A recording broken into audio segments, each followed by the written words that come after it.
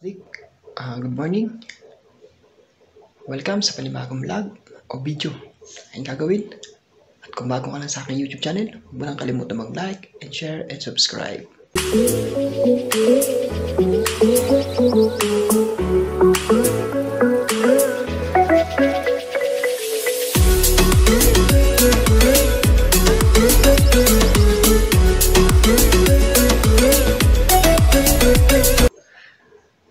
Yun na nga mga kasdik, good morning. Ngayong araw na to ay pupunta ako sa Embahada ng Pilipinas para mag-renew ng aking passport. At samahan niyo ako mga kasdik at kung anong kaganapan meron doon.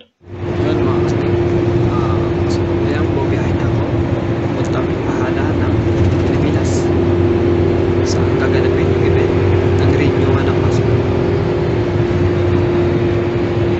Kasdik, yan. Yan mga kasdik.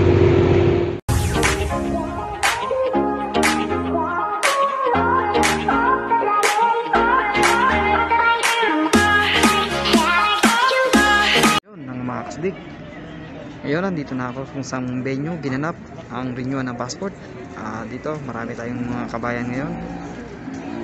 Yan, nakikita niyo. Yan, mga kabayan. Yan, di kapila. Yan. Marami. Iba nagre-renew. Iba release ng passport. Yan, mga kasdik.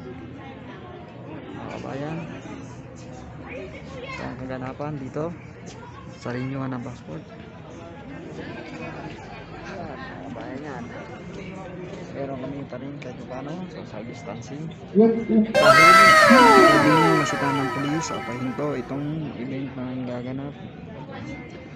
Yan, backstage.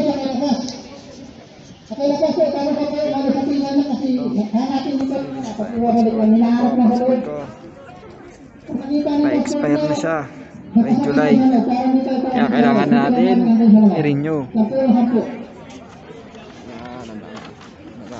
Announcement.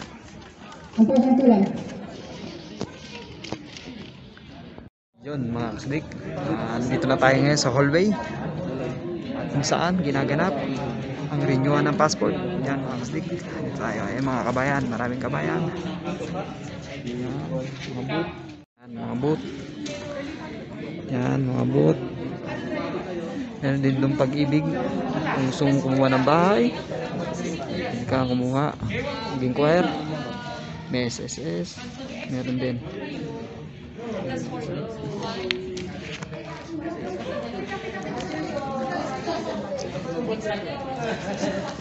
Oo nga pala mga kasdik, pag kayo'y magre-renew ng inyong passport, ang price ng passport ay 240 real. Re-renew at depende pa yon kung ipapadeliver mo o hindi. Kung may papadeliver mo, merong service charge, LBC ang di-deliver. Ayun ang kapartner ng DFA. Mamaya na huli mga kasdik, update ko kayo. Dito ka pala. Dito na ngayon ako sa feature saan kukunan na ako ng reklato palagi sa akin passport. Mga kasdik, dito lang sa yung coding area. Daming kabayan, renew na passport, releasing.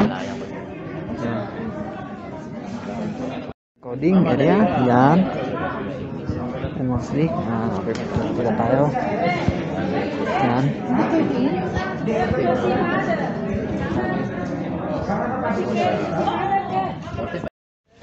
Yun mga kasdik, tapos na kami mag-renew na passport. Mag-renew ako ng passport, tapos na. Okay, tayo muna. Kuya, bibili yun. Yan. Mga kabayan, nagtitinda. Tapos na kami. Passport. Pupunta sa restaurant, kakain muna Filipino foods. Mga kasdik, update ko kayo ulit mamaya kung anong sitwasyon pauwi. Nga pala, meron tayong kabayan na nakilala, si RJ. Hello. Si RJ na nakilala natin, isang kabayan, nag-renew rin ng passport. Kinagandahan, isa rin siyang Christian, born again, nakilala ko. Ngayon ini-invite niya ako sa church nila. Baka bukas o sunod na araw dumalo ako sa church nila.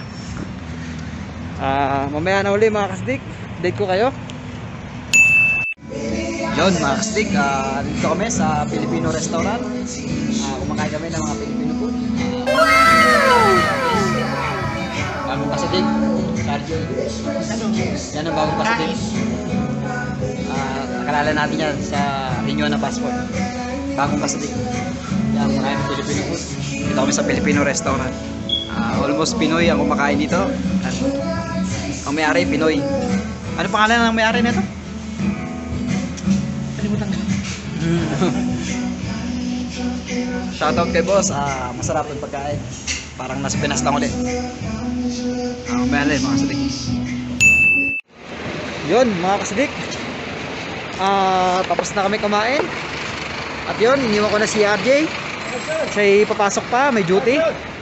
Gaya ko, may duty din. Mga kasidik. Rashid mo. Yan mga kasidik, pauwi na ako. Hindi pala, punta na ako sa Rashid Mall, kung saan papasok pa ako, diretso na pasok, tapos mag-renew ng passport.